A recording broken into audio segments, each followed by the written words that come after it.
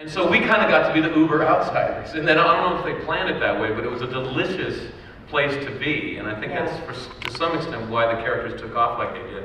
And I just had a good time, both in Buffy and Angel. In all honesty, where David and Sarah are both great people, but they had to be treated with deference, because that's what you do to a lead on a Hollywood set. And I was always deferential in between takes, but once they said action, I got to just tear into them. I'm a subversive artist, so I was looking for action every time, like, I'm gonna take you down. Yeah. Right on. Angel Investigations, Cordelia Chase. Right on, thank you. Right on. Thank you. Right on.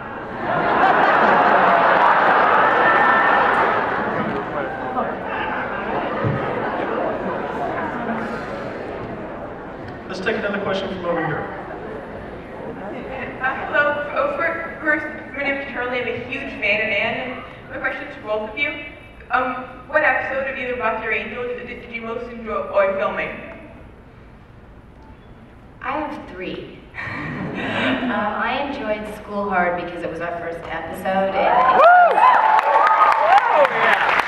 it was really delicious to step into these roles and get to play together. And James is such a fantastic actor, and it really felt right from the get-go like a tennis match or a dance, or, you know, I never exactly knew what was going to happen with him, and, you know, it just really, there was a fluidity to working that was just really, really creative. And my second episode would be Surprise, where I get strong and we assemble the big blue guy, the judge, and that was fun for me. And then the last one would be an episode of Angel Reunion, where Julie and I team up. Woo! Yeah! Kill all the lawyers. I like that. Yeah. I have to agree with Juliet. School Hard is right up there. School Hard. I had no idea what I was in for yet, so it was a good time. I'd have to say my favorite memory specifically of a scene was, I don't know the name of this one, but it was the one where we were in Mexico breaking up with the mucus demon over us. And Really? Yeah, because I mean, I remember us, we were so committed to making it real. And the more passionate and real we became, the funnier the scene became. Because the guy was just dripping behind us. And we would do a take, and we'd be all like this, and we'd look back and be like, oh my God. True. Although I was having to go, okay, so I left James for the chaos. Yeah, that was funny. But that's how pathetic I was at that point. I can't kill a Slayer. Well, it's your fault. You had that thing for Buffy going on. Okay, I can't even try to kill her. Yeah. Right on. The musical, also a big high point. Yeah. Mainly because none of us had any faith in Joss whatsoever to write music at all. He gave us a cassette tape of the music instead of a script that week. And I always like to say, no writer can survive a bad performance. Not even Shakespeare. Like, one of the worst things you can do is go see a bad Shakespeare play. They're just, you want to rend your flesh, you know. So even the world's greatest writer cannot withstand a bad performance. And whereas Joss can write good music, see, he was playing the music and singing it with his wife, Guy. And they're both amazing people. Some of my favorite people in the world, but they're not singers. They're not like musicians or anything. So I would press play and I was hearing this and I'm just like, what the fuck? This is horrible. This is terrible. And I walked out of the trailer and the rest of the cast are coming into the sunlight blinking with the same expression. It's confusion and disgust. And so it started off badly. And we all tried to talk Joss out of it and nobody could do it. And we really thought that he'd gone insane out of the pressure of making the show or out of an ego gratification for the show doing, well, something was happening to Joss and he was going to flush all of our careers down the toilet. And at some point we realized that we weren't going to get out of it, and the best response in the face of that was to try our best. And we really kind of stopped whining, and we worked really hard. There was a lot of vocal coaches that came in, dance instructors that came in, and we really kind of battened down the hatches and did our best in the face of sure destruction. And it ended up working great. And I remember when Joss finished cutting the Xander dance, he wheeled in on television on the set and he showed it to us to show us, look, I'm not an idiot like you think I am. And it was fabulous.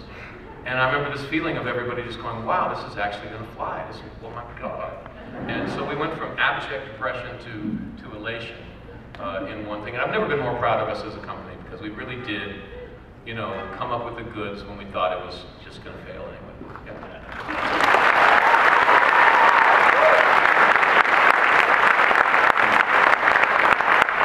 Yes, this side of the room. Okay. Hi, I only recently saw Buffy again since the last, when it originally aired. And I was watching it and I saw you two and I said, there's something different about those two. And I Googled, I'm like, oh, different theater, of course.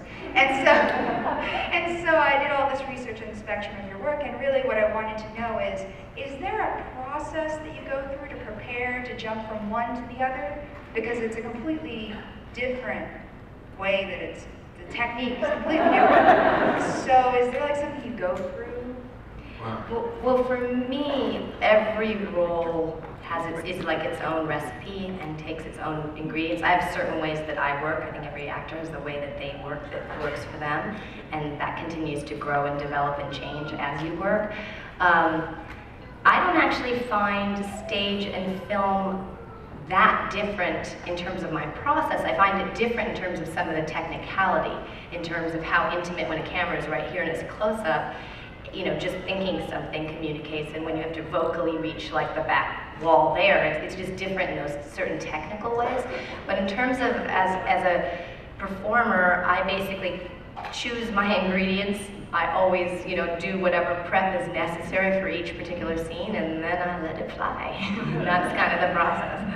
I am totally different. Like, I feel like I could talk from my perspective. Like, I could talk all day about the differences for me between film and theater. Like, I always like to say, like, in theater, do you guys know Benihana? Do you have that restaurant here where the chef comes out and he chops The one right behind us. Right on. Yeah, the chef comes to your table, chops up the food, and cooks it and serves it to you in one thing. So on stage, you're the Benihana chef. And all the script, the costumes, the makeup, all of those are just your ingredients to create a moment with an audience and serve it to them for which they pay. So when you're a film actor, you're just a piece of celery. And the editor is going to chop it up later and serve it to the audience, and you're not part of that. So they hammer into you in acting school, you are a storyteller. You have to tell a story. And in theater, if you try to tell the story, you will be caught acting, and it will be plastic and fake and artificial, and it'll just fall down. Great example of this is in school art. When I come in and I'm making my big entrance, right? Now in theater, when you make a big entrance, you go to the frame of whatever you're entering through, usually a door. You stand in the frame because it's a good, strong image. You say your first line, the first few words of your line, very loudly. You pause, then you move, and you enter stage and continue talking. It's just an old trick. So I tried that, forgetting I'm wearing a mic. I don't have to talk loud. The camera cuts to me. I don't have to pause for no specific reason anymore. And it becomes this big theatrical moment which doesn't ring true. And I remember watching that and just being like, I have got to flush everything I've learned. And I remember just paying attention to you, Juliet, you and Giles, who I thought never cared about anything. He never did anything until I saw him on film, and I was like, oh my God. So yeah, a universe of difference, and the big one is just be the freshest little piece of celery that you can, and be honest.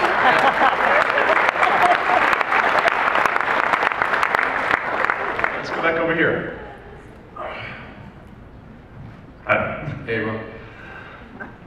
I've been reading the comic books and stuff that have been coming out after the series has done, season 9, season 8, and the Angel After the Fall. And I was wondering if you guys had any input on where your characters went, like Spike becoming the king of a bunch of alien bugs, and Drusilla becoming the mother superior of a cult of emotion-sucked vampires and demons?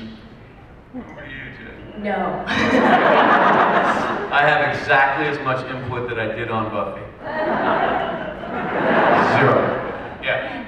I always used to think they can make me do anything they want on this show, and I'll say anything they want me to say, but how the audience reacts to me, that's my job. And so, yeah, I think that they were, this is a side note, but I think in a lot of respects, Joss was uncomfortable with you guys liking Spike so much. Because in his world, vampires are a metaphor for the problems that you overcome in life. And so you're not supposed to like those problems, you're supposed to defeat them and move on. And that wasn't happening. So he was trying to get you guys not to like me so much. I'm like, no.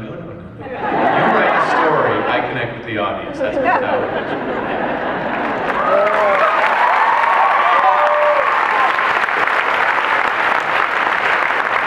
I wanted a job. I'm like, yeah, your theme. Okay, that's great. That's good for the world. I need a job. Hi, what's your question? Hi, my question is, do you miss working on Buffy and Angel? And if you do, what do you miss the most about it? I loved working on Buffy and Angel. It was a fantastic number of years. It was amazing. I love all the projects. I've worked on so many incredible, I mean, the thing to me about being an actor, the thing I love about being an actor is getting to play a range of roles. And in the last year, I've played everything from a Bronx chick to a Viennese movie star to an English missionary to, and it's, to me, that I find that really exciting. But that said, I loved every minute of working on Buffy and Angel. Yeah, me too. Most of all, I miss the word action. Because when they say action, everyone has to shut up and I get to go. And usually it's just waiting for that magical word, and I can escape into the fantasy. And all of the different pieces are all arranged for that moment. And I miss the writers. You know, these writers have gone on to be big-time writers, big-time producers of all the shows on TV. But we had them when there were 9 of them all together, poor, hungry, and working together to make us look good. So I miss that, and I miss being terrified. Because oftentimes in Buffy, like, if you do a stage show or a movie, you can read a script and you can decide, do I want to give that? Or do I want to go through that? And sometimes the answer is yes. Sometimes, frankly, it's no, thank you, and you don't do that. On a TV series, once you do the pilot, you basically know what you're going to be asked to do, because it's basically the same thing every time, right? But with Buffy, who knows what they're going to ask me to do next? Who knows what part of myself I'm going to have to reveal? There's no end to it, and at some point I became physically sick with terror about getting new scripts. And in hindsight, at the time it was kind of painful, but in hindsight I realized as an artist that's exactly where you want to be. So I miss that too.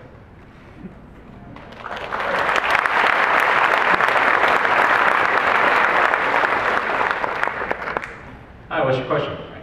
This question is for James. How hard was it to keep a straight face when you were filming the little fight scene with Puppet Angel? Thank God I didn't have to, you know? I mean, I was beating myself up off camera with that puppet. I had to practice. And it was just delicious. It was like, I remember Ben Englund wrote that. He wrote The Tick. And this was one of my favorite cartoons. It's about mediocre superheroes. It's just fabulous. And I've been waiting for that script the whole season, and it finally came out, and I was only in one scene. And I went, Ben, what's wrong, man? I can be funny? Come on. And he's like, dude, I gave you the gold, just take it and go rest. And he was right, yeah. But yeah, I just had to kind of whack myself and laugh and make fun of Angel, which is really fun.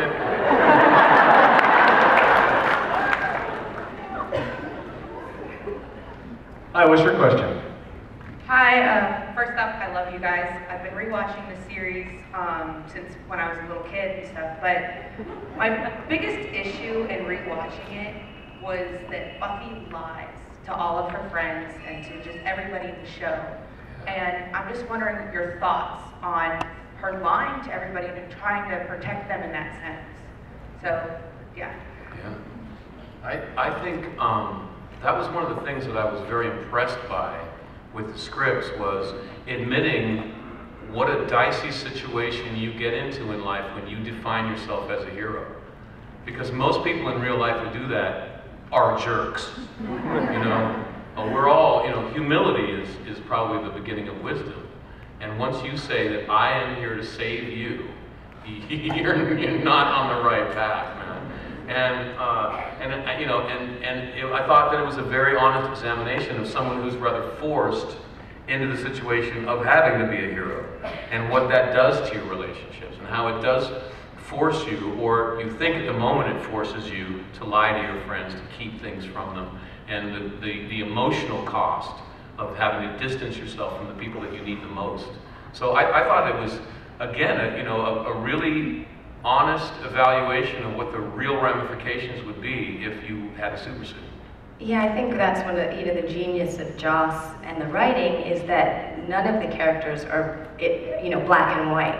I mean, that was one of the things that was so incredible about the role that I played, is there was so many different dimensions, and often you play a villain and it's just like, I'm evil, you know? And it had so many things. And same with Buffy, it's not, people are a myriad of things, and nobody is just one thing. And even if they're doing great things, there's some parts that are a little less than great in everybody, and vice versa.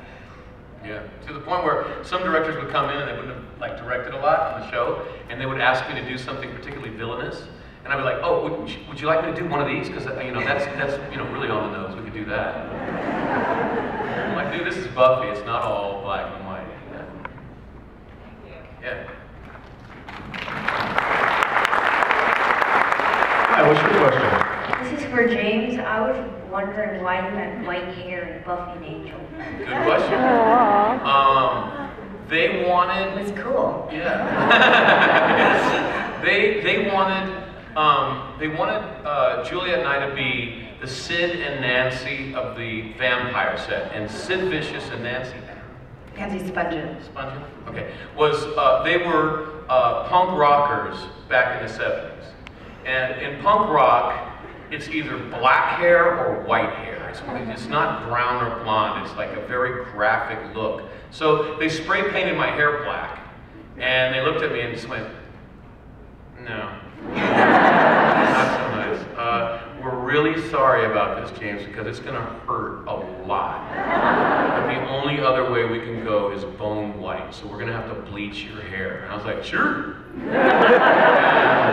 And then they did it, and I was in tears. I was like, this is terrible! Smoke's rising from my head and everything. But it wasn't the most fun part of the job, but it was definitely, it worked, and so it was worth it. Yeah. But I guess James only found out the other day, when Joss told us that we were the Sid and Nancy, I always, from my viewpoint, I was Sid.